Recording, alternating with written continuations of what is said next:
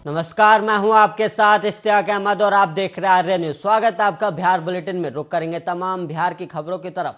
बिहार के वैशाली में अपहरण और दुष्कर्म के बाद हत्या मामले में करीब एक पखवाड़े बीत जाने के बाद चिराग पासवान पीड़ित परिजनों से मिलने के लिए पहुंचे और उन्होंने मृतका के घर वालों से मिलकर उन्हें सांत्वना दी। और इस दौरान लोक जनशक्ति पार्टी रामविलास के राष्ट्रीय अध्यक्ष चिराग पासवान ने नीतीश कुमार पर हमला किया और उन्होंने कहा कि एक ऐसे परिवार की लड़की जो आर्थिक सामाजिक स्तर पर संपन्न नहीं है, दबंगों ने इस परिवार के साथ जो दुराचार किया, ऐसे में हम यही चाहते हैं कि उस लड़की को न्याय मिले। वो छोटी सी बच्ची थी जिसके साथ ये घटना घटी। और चिराग पासवान ने कहा कि मुझे आश्चर्य इस बात का है कि जितने भी दलित समाज के नेता सरकार में बैठे हैं, भले वो सांसद, मंत्री और नेता हो, जो बार बार इस समाज की पैरवी तो जरूर करते हैं, लेकिन दलित समाज में आज भी जो उत्पीड़न हो रहा है उसके खिलाफ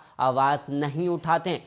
और इस परिवार के साथ भी कोई नेता खड़ा नहीं है।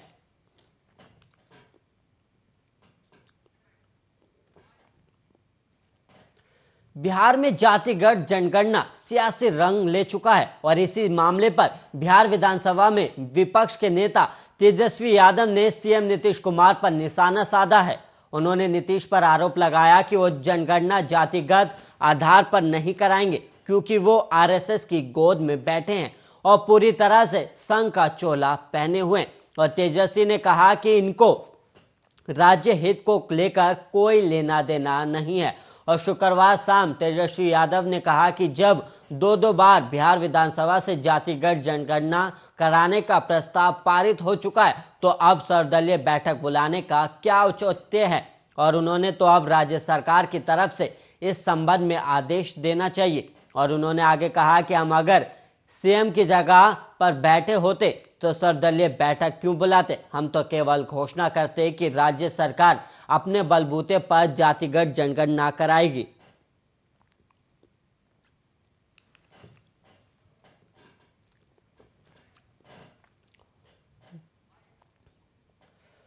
और वहीं अब यूपी में अखिलेश यादव को तेज प्रताप यादव का साथ मिला है और यूपी विधानसभा चुनाव में अखिलेश यादव की जीत के लिए तेज प्रताप यादव यूपी जाएंगे और उनकी जीत के लिए जी जान से मेहनत करेंगे। और उन्होंने मीडिया से बात करते हुए योगी सरकार, पीएम नरेंद्र मोदी, वीआईपी प्रमुख मुकेश सहनी पर कई बड़े बयान दे डाले। उन्होंने पीएम मोदी पर भी कटाक्ष किया और कहा कि पीएम मोदी गंगा में डुबकी लगाते हैं, कहीं भी लोटपोट हो जाते हैं और अभी जो चल रहा है सब उनका प्लान है। पंजाब प्रकरण के बारे में उन्होंने कहा कि डीजीपी को सस्पेंड करना दिखावा है और हमारे किसान भाई शहीद हुए, आत्महत्या किए, प्रधानमंत्री नरेंद्र मोदी सब स्टंटबाजी है। जैसे हम लोग रील बनाते हैं वैसे ही वो करते हैं, वो काम नहीं करते हैं। किसान और नौजवान खत्म हो गया। और आरजेडी सुप्रीमो लालू प्रसाद यादव के बड़े बेटे तेज प्रताप यादव ने उपेंद्र कुशवाहा को आरजेडी में शामिल होने का ऑफर भी दे दिया है। और उन्होंने कहा कि उपेंद्र कुशवाहा की अगर आरजेडी के लिए सॉफ्ट हो गए हैं तो आरजेडी के साथ आ जाए और उनका स्वागत है। और इसके अलावा आपको बता दें कि यूपी चुनाव की घोषणा होने के साथ ही बिहार में सियासी बयानबाजी भी तेज है और कई दल अपने सहयोगी के लिए यूपी में चुनाव प्रचार करने का मन भी बना रहे हैं। और तेज प्रताप यादव भी उनमें से एक हैं जो अखिलेश यादव की पार्टी के चुनाव प्रचार में जाने की बात कर रहे हैं। और साथ ही यूपी में मुकेश सहनी के चुनाव लड़ने पर भी प्रतिक्रिया देते हुए कह रहे हैं कि यूपी में मुकेश सहनी कुछ नहीं कर पाएंगे।